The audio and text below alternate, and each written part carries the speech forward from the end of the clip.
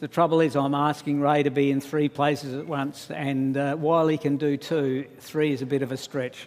Now we'll have the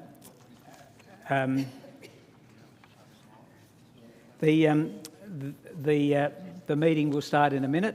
Just by way of explanation, we are familiar with the blue and the orange cards. The blue are cards that we raise when we are cool to an idea being expressed. The orange are cards that we raise when we are warm to an idea that's being expressed or a proposal that's being put. It's an indication that it's an affirmative indication. At Assembly, and more recently at Synod, and indeed at our last congregation meeting, we introduced yellow cards. You might remember that in the past, if you've had a question, you can put up a blue card. But it was considered sensible to have another way of indicating whether you wanted to ask a question or not. And so the yellow cards are there for you to raise if you have a question that you would like to pose. So that is the reason. Are there any questions about that? And also, yes, as Anne has indicated, if you think that the matter has been considered long enough, raising the 2 cards, the yellow, the orange and the blue card together, indicates that you feel that enough has been said and it is time to move on. What does it mean when you raise 3 together? Nothing. Should I say nothing yet? Right. Now, I think that we are about to. We are prepared and we are able to commence. Thank you, everybody, for staying. We have indeed been fortunate to participate in a very positive and meaningful worship of service this morning, to celebrate that second Sunday in Advent, that season of hope and peace and joy and love that we are all familiar with. And it is really good that some of you have been able to stay behind and participate in this business meeting. As with our service, we met on the land of the Kaurna people. It is too true that we meet on their land, we continue to meet on their land, and in our meeting we pay respects to their elders, both past, present and emerging. And we hope that we will continue to find ways of walking softly on this land, to care for it and to be stewards of it just as they have. We have a number of apologies that have already been registered. And so if you are aware of other apologies, please see Craig at the end of our time together. During the week, you were provided with a draft agenda and draft minutes.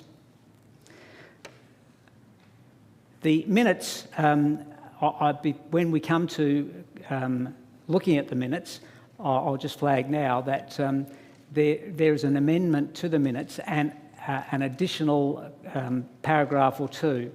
I had a representation from a number of people suggesting that while the minutes were brief and there were some things that needed to be included in the minutes, namely the information and wording about the recommendation that we passed earlier in the meeting, last meeting, relating to the core ministry areas. So when it comes time for that, Colin will display that paragraph or those paragraphs on the screen. My suggestion is that when we come to consider the minutes, that we will insert those paragraphs directly above the paragraph that begins with the words lively discussion. Anyway, we will ask for questions and clarifications at that time, but I just wanted to give you a little bit of time to think about that. As I said, we have welcomed you all. We have acknowledged that we're meeting on the land of the Kaurna people. We have asked for apologies, and we've got you named, and we will have your names recorded. The first item of business is to endorse or accept the draft agenda as our way forward this morning. Can I see your warmth or otherwise, or indeed if you've got any questions, please raise the appropriate card. There are no? Yeah. Okay. We have consensus? Yes, we have consensus. That being the case, the agenda will be as it has been printed. The next item is the confirmation of the minutes. That's correct. The confirmation of the minutes, as I've indicated already, and I hope I've clearly articulated what it is that I'm suggesting. The minutes were brief, but they didn't contain a significant matter of importance. So we have rectified that with the amendment that Colin is displaying. I'll give you a chance to just read that and see if there are any questions. If you've got any questions at this stage, could you please raise your yellow card?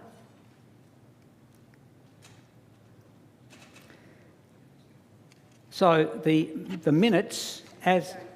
Right.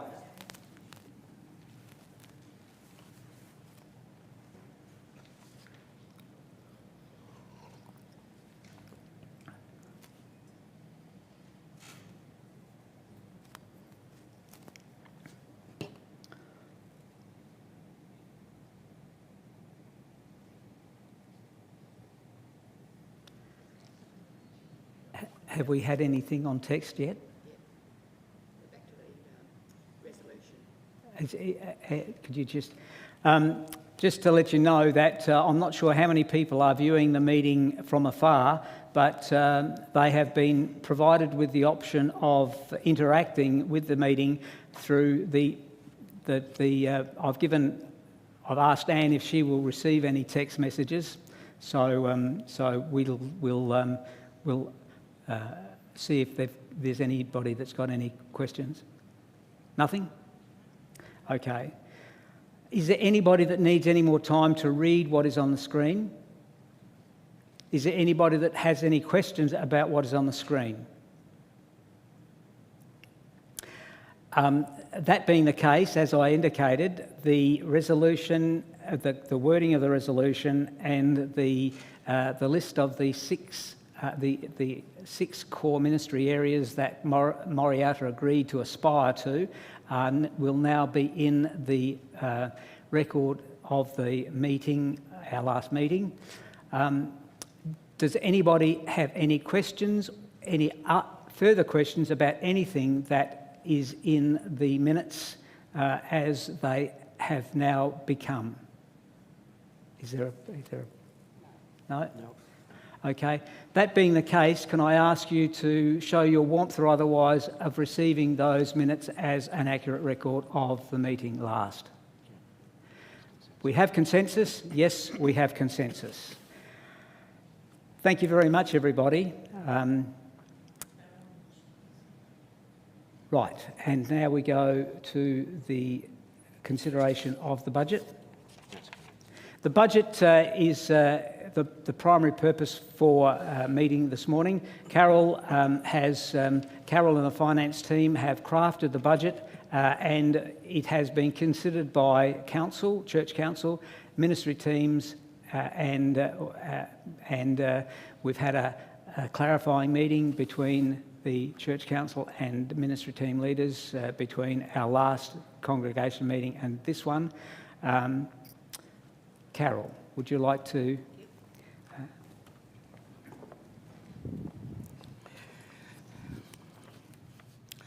Thank you.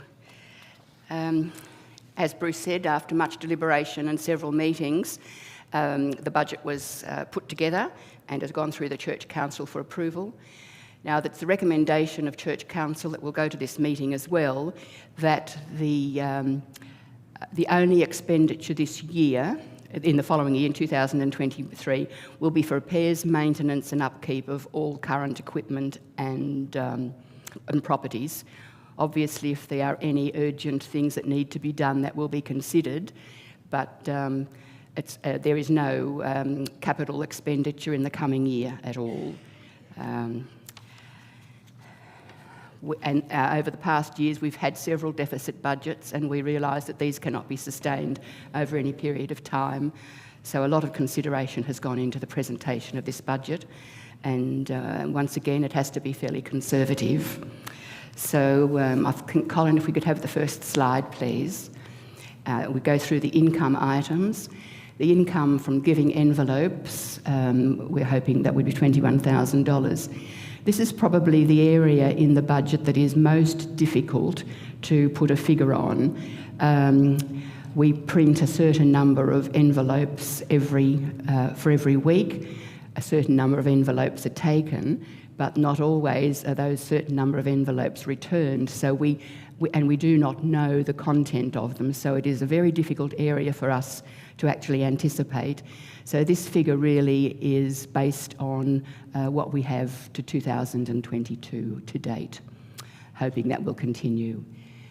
Now, the giving with the UC Invest, as you know, the investment with Uniting Church investment is the one that we encourage people to participate in.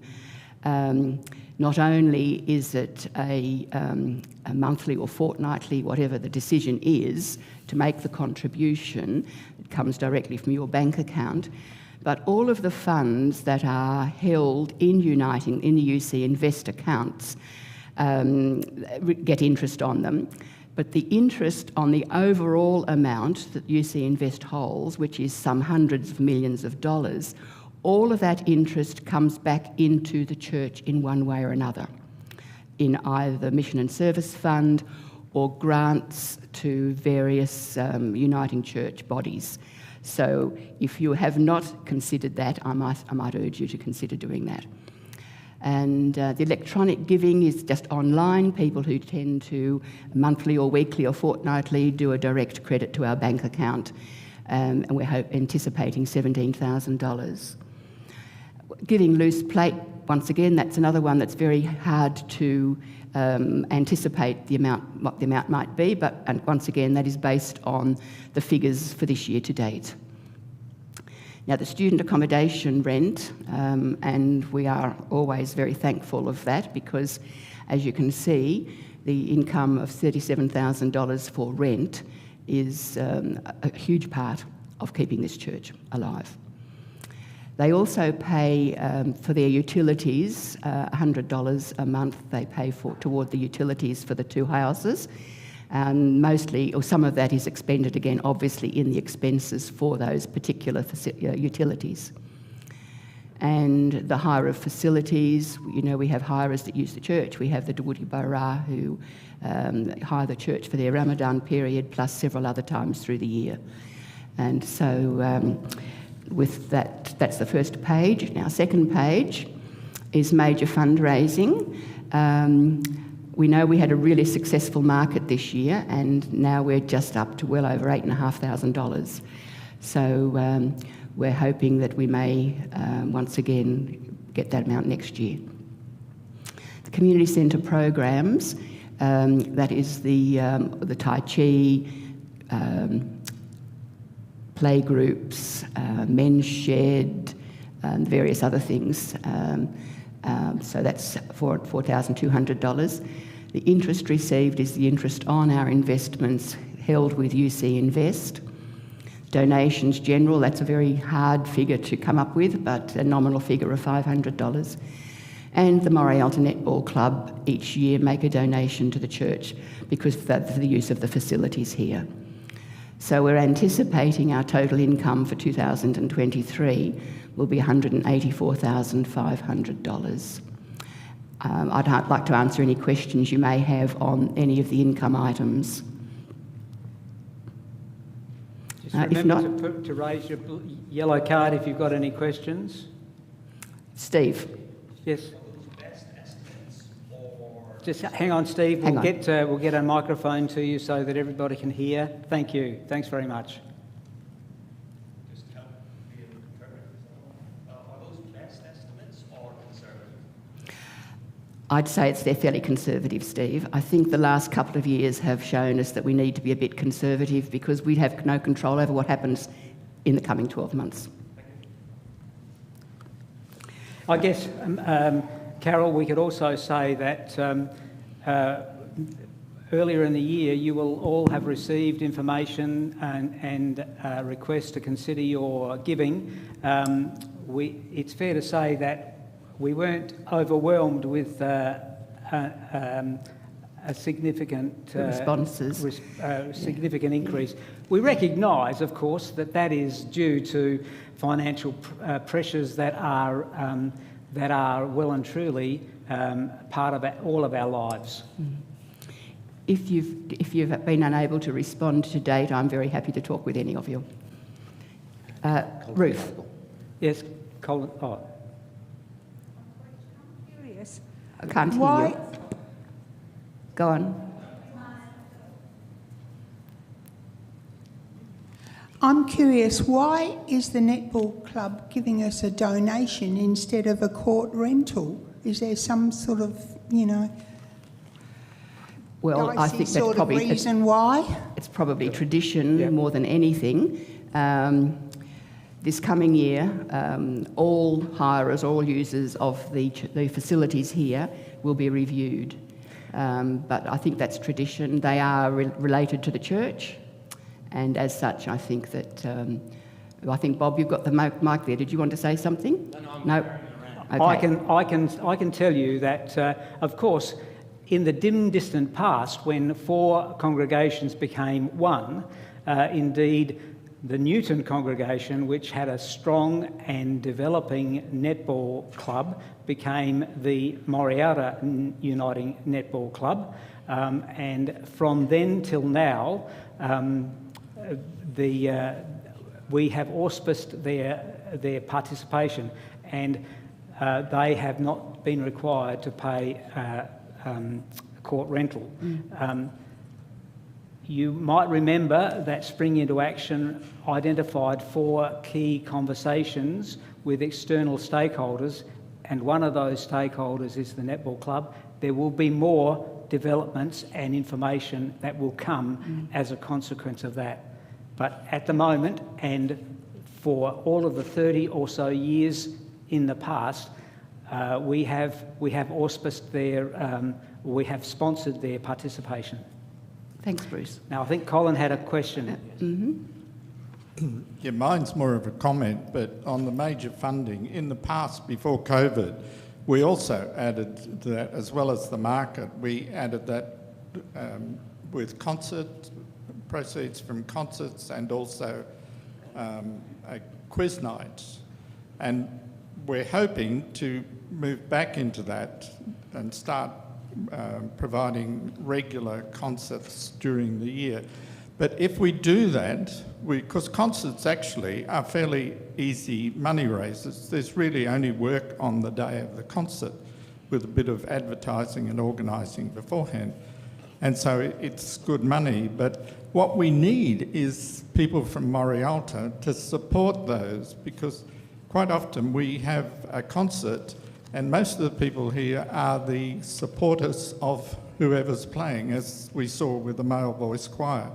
And so I think, I would just like to say, if we're going to go back to concerts, it would be really good if people felt they could support us. And if you have any ideas of who we should be inviting to come and provide a concert, the community building fundraising team would love to hear from you. Thanks, Colin. Thank you, Colin. Marion.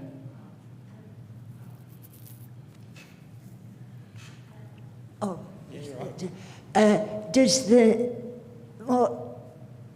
Netball Club donations include their Mother's Day store?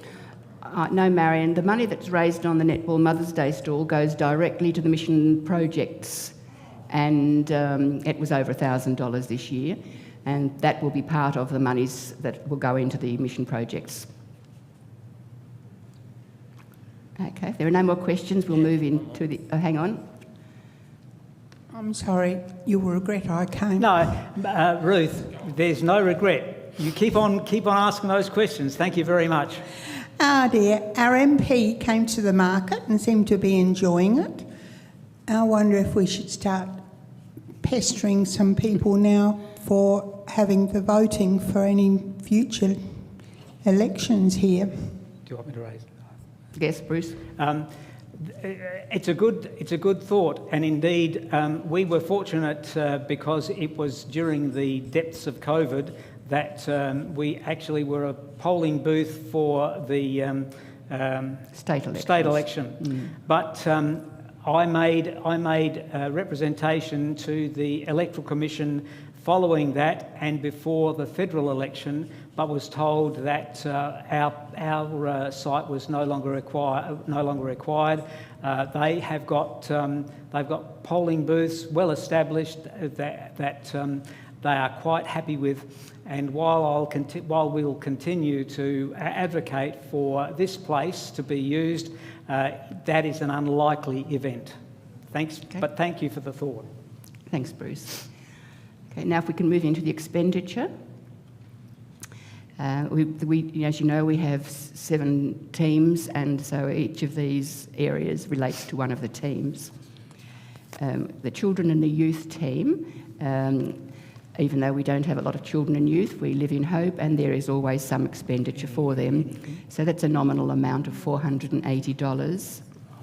The community centre really is very little expenditure in that. Most of the participants in the community centre have very little expenditure, but once again, just a nominal amount of $300. Pastoral care is similar. Pastoral care might be used for flowers or cards or letter writing to those of our congregation that need support at any time. Worship and faith education, that encompasses licences, any purchases we may need, any liturgy we might require. Jenny or Bob, is there anything else that we would add into that? No? Okay. Right, okay, good. Audio-visual, now this is one area that... oh, sorry, Jenny has a yellow card. Hang on, Jenny. Sorry. In worship and faith education, that includes copyright, doesn't it? Yes, it certainly does. Yes. Copyright and visiting preacher fees, purchase of candles, printing, postage, all that sort of stuff as well. Yep. Audio-visual, sadly this was one of the areas that had to be reduced this year simply because of a deficit. And we did meet with the AV team, and they, even though we're sorry we had to do that, they understand the reasonings behind it. So thank you to that team. Administration covers the ministerial, the office administration, and the general running of the office. So that $147,000. Communications is for well, I think, Bob, you know more about this than me, I think, don't you, the communications area? No? Okay. No, it's advertising. Advertising, staff training, anything to do with the office computers. Finance, that $4,200. $4,000 each year is transferred into the UC Invest sinking fund account in preparation for any maintenance that needs to be done on the buildings. That's built up over a period of time. And the $200 is just any odd fees that there may be for fundraising or things like that. Property, obviously we have the 4 properties that come under that umbrella. The Manse, this property here, and the 2 next door. So that covers their rates and taxes, rates, fees, usage, maintenance. I think that's about all, Chris, isn't it? Insurance. Oh, no, insurance. There's one. Contis, obviously, when we're paying them, and I can tell you that the rated value of all properties has skyrocketed in the last 2 years. So, Ruth, did you have a question? Hang on.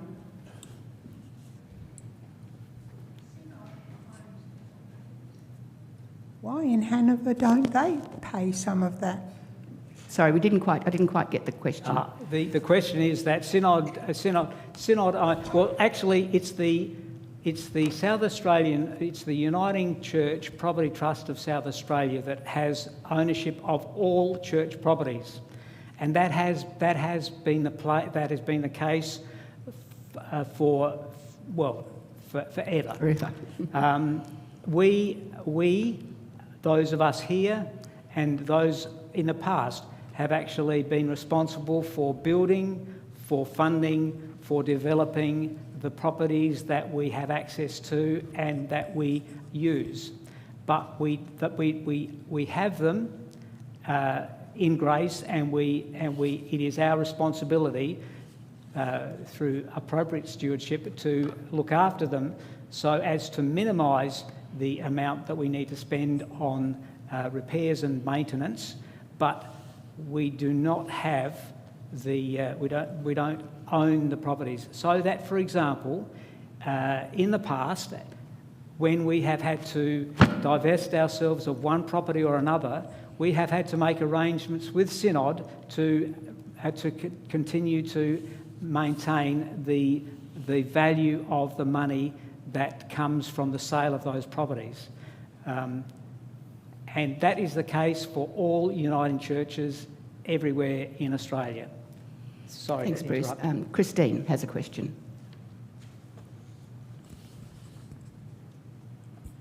Thank you. It's more of an understanding. My picture of the Uniting Church and its properties is that as each individual one of us, we have an ownership of any of the Uniting Church properties, and it's kept in trust for all the people, not just the property committee that looks after all of that. So it changes the way you look at what happens when you have that ethos. Yeah. Thanks, Christine. Thank you, Christine. That's a very helpful clarification and something I think we should all be encouraged to consider when we start to think about them and us, because it's actually there is no them and there is only us. Thank you. Thanks, Bruce. Now, are there any more questions on either the income or expenses before we put a proposal regarding the budget? Thanks, Colin. If that's the case, we propose the total income for 2023 be $184,500. The total expenses $220,080. That will give us a proposed deficit budget of $35,580. Sorry. And as I said before, the finance team, the team leaders, all of the teams have worked very hard on reducing this deficit to get it as low as we possibly can. So, but Bruce, I put that to the meeting, the proposal. Okay. Before I put the meeting and ask you for questions and or comments, I just also need to recognise at the caveat that as we speak and between now and the new year, there will be conversations continuing with external stakeholders. One has already been undertaken, but there will be other conversations where hopefully ideas, suggestions and possibilities for increasing our income might be forthcoming. As a consequence of that, the deficit that is large will be decreased over time. But I'm very hopeful. As I wrote in my thing for the vision, it's a season of hope. Well, I hope that will be the case, but we will see. That's the caveat. The proposal is that after careful consideration of all of the information that we've been provided with, after conversation with team leaders and consideration by the finance team and the Church Council, the budget for 2023 is put in the quantum that it has been identified on the screen. Are there any questions of clarification? Steve. Steve, thank you, Steve. Yep, comment. Well, first of all, I'm pleased to see the discipline that is being exercised to reduce that deficit. Clearly, it still is a deficit, and while we might hope for things and wish for things, they may or may not eventuate. And I think it's important that the church continues to look at this. You know, there's basically three options: increase the funds, reduce the expenses, or go for a planned rundown of our assets, and we close. Yep. And I'm not, actually all three of those I'm open to, but I think they should all be considered on their merits, including that last one. Yep. Yeah. Because if the last one is what actually happens, despite our best efforts, and we haven't planned it, it won't be the best closing and the most peaceful and the most helpful for everybody. I don't know, you know, this may be 20 years in the future, but I just think we should be being realistic all the time. Thank you. Thank you, Steve. Steve, thank you very much for your well-reasoned and sensible comments. Certainly, they are comments that have been heard and shared within the context of council and within the context of the meeting of team leaders and the council. Right, Christine has a question. A question with Christine? No, Marion. Oh, sorry, Marion. I'm wondering how much is the proposed budget deficit less than last year, and would that be reflected in lunch on chapel stopping? Oh, Marion, there's lots of things that would affect it, but I could tell you that the budget for this 2022, the deficit was $51,000. The budgeted deficit was 51,000. It would appear the projected deficit at the end of 2022 will be around half that, won't it? Yeah. Yeah. Yeah. Yeah. But that's as a sorry, Carol. That's as a consequence of very careful stewardship of funds. Yeah, most certainly. Christine, I think. Yes, I concur with Steve's comments. I just have a question about what is the amount that if we use that, we go with this budget, what is the amount that's left over in our reserves after this? Oh, Christine, I'm not prepared for that one. It doesn't matter if you haven't got it, but it I just would is something. think, yeah, it is still a good considerable sum. Good. At a deficit of $35,000, that could be about 5 years if those deficits are maintained. Okay, thank you.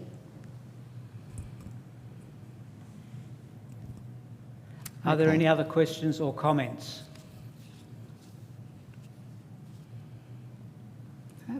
Okay, can we put that proposal? Okay, then, having asked for questions or comments, can I ask you to indicate your warmth or otherwise at the proposal that's before us? Okay. No blue or yellow cards. Sorry? No blue or yellow Thank you. cards. There being no blue or yellow cards, we have consensus? Yes, we have consensus. Thank you very much. Thank you. Thank you, everybody. Thank you, Carol, for the careful preparation of this budget. We continue to ask for your prayers, for your actions on this. As Steve has said, there are three choices. We can increase the money that we receive, we can decrease the expenses that we incur, or we can look towards another solution. We have control over, to one extent or another, each of those, but I encourage you, if you've got ideas for income streams that might involve people outside of our congregation, for you to speak to one of the members of Church Council or indeed me. I'd be very pleased to hear from you, as I'm sure you would be pleased to share your ideas. We've moved now to the next item on the agenda, which is I didn't have that. No, that's not on this. We didn't do student accommodation. What's the next? The next item is spring into action. It's a thank you. It's a verbal report about spring into action, and we'll ask Bob to provide us with a brief report, a verbal report. How brief? Sorry. Thank you. Yes, there has been a couple of meetings of people who responded to the Spring Into Action questionnaire and ability for stewardship and commitment to exploring options. And Bruce has indicated a few of those options have already begun before us, and there are 4 key areas that have come out of that are identified as immediate or now actions for now that we can follow up or start. And one is a conversation that's been already said, meeting with the netball club to work out or to liaise with and to discuss and to learn how they do things financially, how they do things through advertising and leadership, and maybe we could learn some things about there and make some more connections. There was a great question to follow up about court hire rather than donation. I'm sure that's something, but a conversation of something like, a couple of hundred people involved in the netball club, how can we connect more with them and them with us, etc. The second one was matters relating to advertising, promotion, Facebook, website, letterbox dropping. You'll see that there are at Worship and Faith team instigation advertising for Christmas services. We invite you to take some of those flyers that are on the table. There will be more later. Walk your street, put them in letterboxes, give them to your family, friends at Probus or knitting club or cycling club or the coffee club you go to, and just hand them out. And we're going to do some letterbox dropping in our immediate area of between the parade and near the university down to the road there and to the main road up here. As well as advertising throughout the year at major Easter, Christmas, market, and so on. Third area of continuing relationship with the Dawoodi Bora group. How can we support them further? How can they support us further? How can we work together? How can we enter into memorandums of understanding of property use, interfaith connection, those sort of things, immediately with our group that uses this property in here several times a year. And the other one, the final, number 4, is conversations with the 2 local councils, Burnside and Campbelltown, that, again, we meet with some people from each of the councils saying, this is who we are, this is what we've got, what have you got, what is your need, what can you see, how can we offer to work together. Maybe the council will put on a seminar, something here, and they organise it, we provide the property. They might be issues about housing, down the track we might knock down some of the buildings and put up aged care facilities or something. What are some of those long-term, again, partnerships rather than haul hire. Part of our mission statement is that we believe, Morialta believes, that the properties that we steward, that we've already talked about, should be for the use of the community. So we should be talking of partnerships and memorandum of understandings and working together. That's the report. Thank you, Bob. Does anyone have any questions? Please, yellow cards if you've got any Thanks, questions. Ray. Ruth, sorry. Ruth.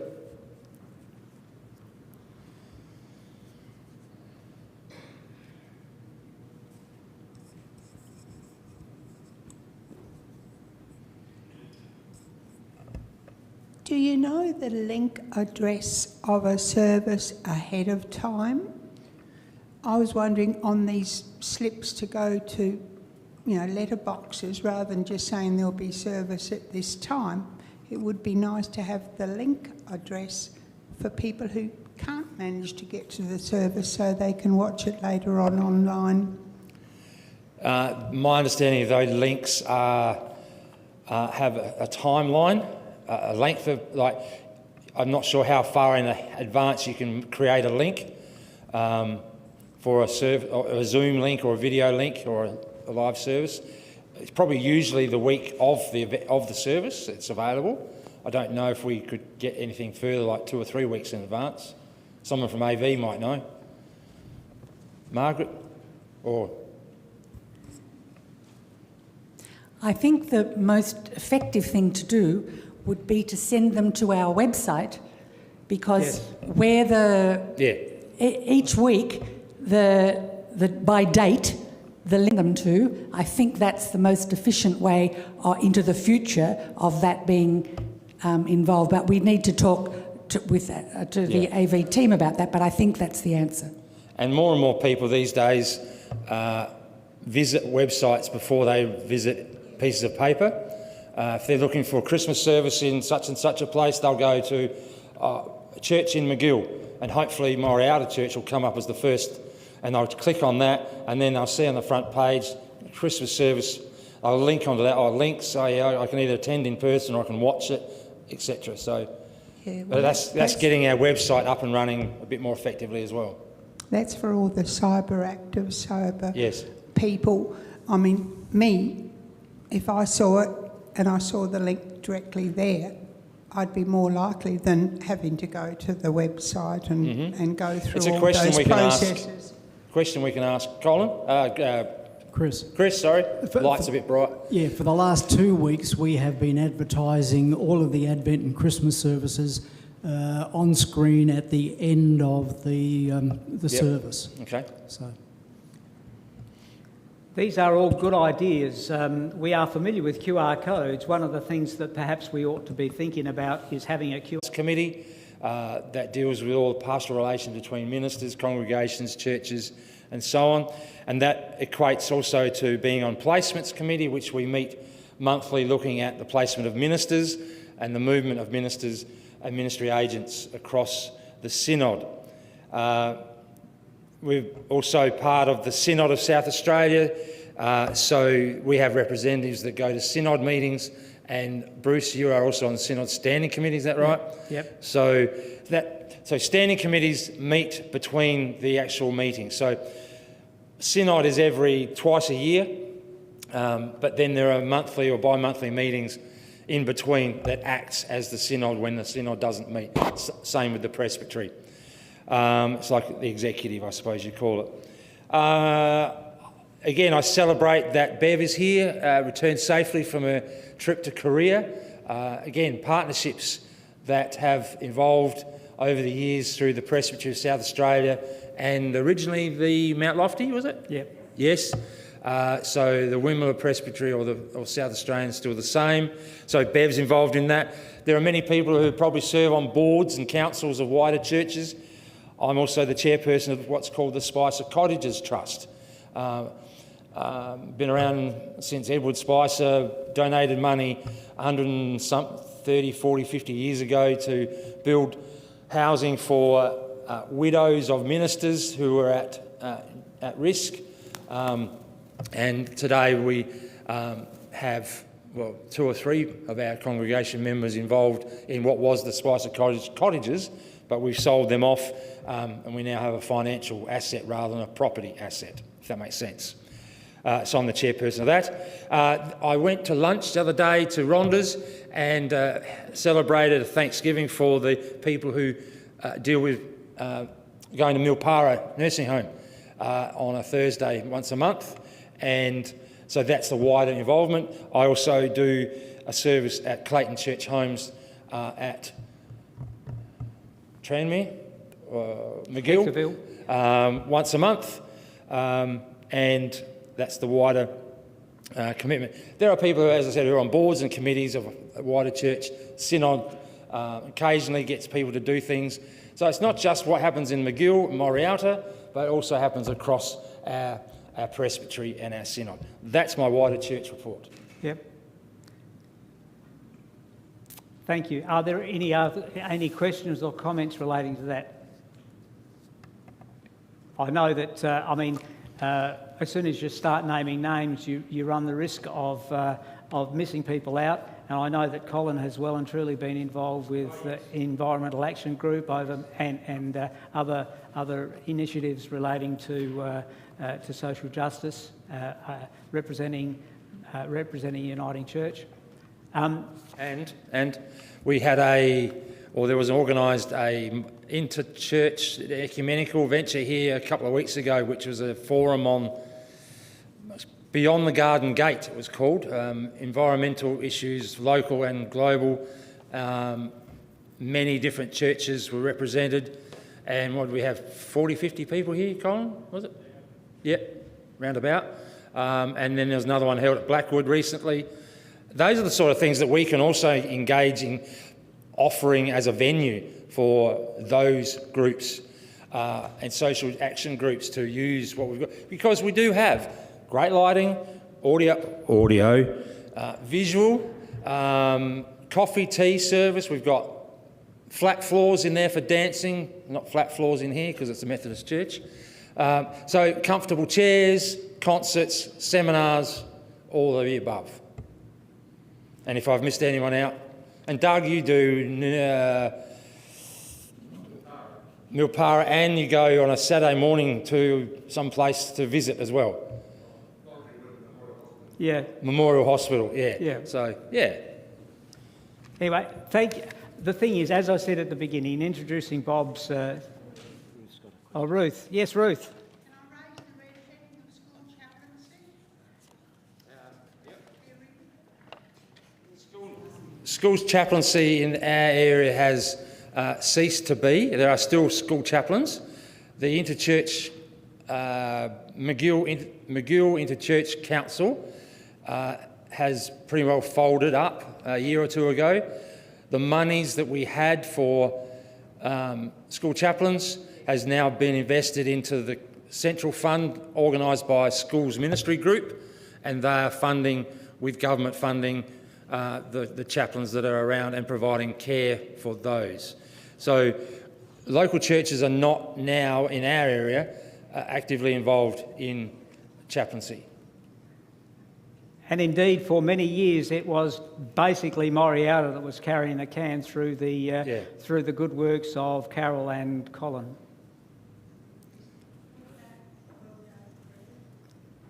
Well Day of Prayer happened.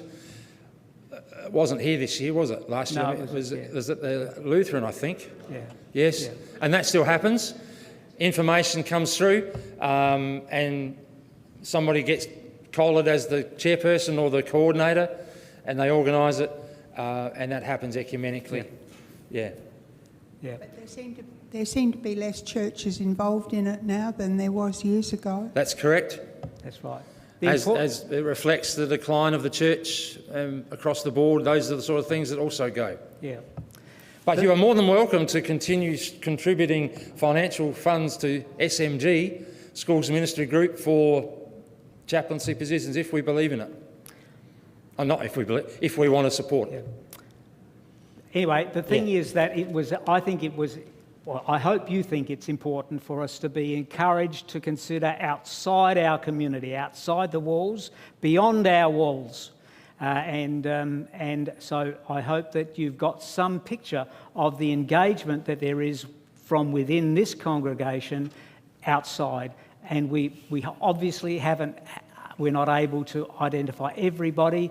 We're not able to list every dot and jot, but you are, I'm sure, aware that there's more that's happening. I think that has led us to the end of our agenda. I will ask for the sake of completeness, if there is any other item that anybody would like us to consider now before I close the meeting. If you could identify that by raising your yellow card. We haven't mentioned the mission projects. I mean, that's an involvement outside the church, and that's something that we did more before COVID, and it sort of dwindled a bit. Yes, well, I can tell you that as part of the budget for this year, Ruth, and Carol, would you like to speak to it, or do you want me to?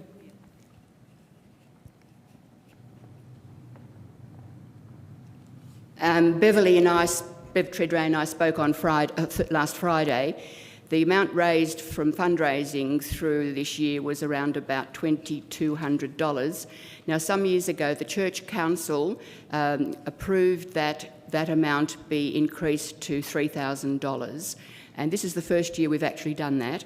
So $1,500 will go to the two programs that was decided at the beginning of the year. And Beverly, I can't quite remember them. There's the... Beverly, thank you. One is the Congress at Udnadatta, and so $1,500 will be paid to them fairly soon. And the other is the Uniting World project for education, particularly for girls in North India. That's right. So that money is now on its way to those two projects. That'll actually be going out this week, so that'll be finalised. So $3,000, which is wonderful. So I'd also like to just draw your attention to Ruth's about mission. Absolutely. And there's been disaster relief appeals throughout the year, floods, fires, Ukraine. There's also, we're in the middle of the Advent Act for Peace, fundraising, donations. There are envelopes and information available in the foyer where you place your offering and on the table in the hall. Each week we talk about the Advent focus.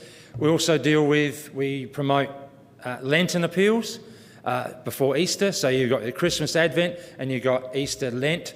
And then there's a local mission, as we said, that Bev and Doug, and we had the speaker from Paynham Road here a few weeks ago as well. So the local mission and the wider mission churches are also actively involved in that. I might just call out that I've just written myself a note that I will go through this year's accounts and I'll let you know exactly how much was donated to each of these projects and disasters. This church has been very generous, so I'll do something on that for you. Okay, so that in coming weeks there will be information about the quantum of donations to each of the disaster appeals.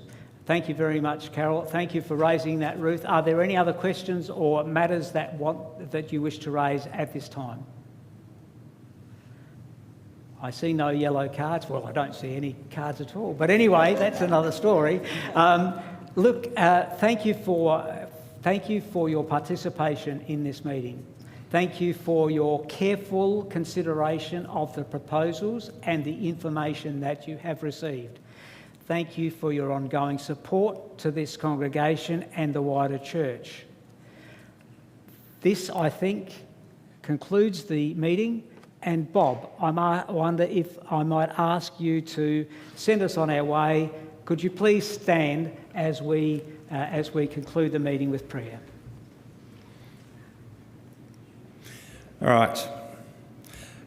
God, we give you thanks that you have called us individually and as a community to be here, to be the church in this place and beyond. Inspire us as we go, challenge us on the way, and nourish us with your word and sacrament. So may we go today in the knowledge that you are the great Advent God that is with us, Emmanuel, incarnate, present. As we leave, we pray for safe travel, for the days that we have ahead of us today and whatever we might be doing. And may the grace of our Lord Jesus Christ, the love that you give to us, God, and the fellowship of the Spirit be with us and spur us on. Amen. Amen. And if you took up the microphone at all and would like to sanitise your hands in appropriate COVID-safe fashion, please do so. If you have a mug with you, if you could put that on the red trays in the foyer as you leave, and if you could bring out the cards to the front, that would be greatly appreciated. Thank you very much. Thank you, Bruce. Thank you, Bob.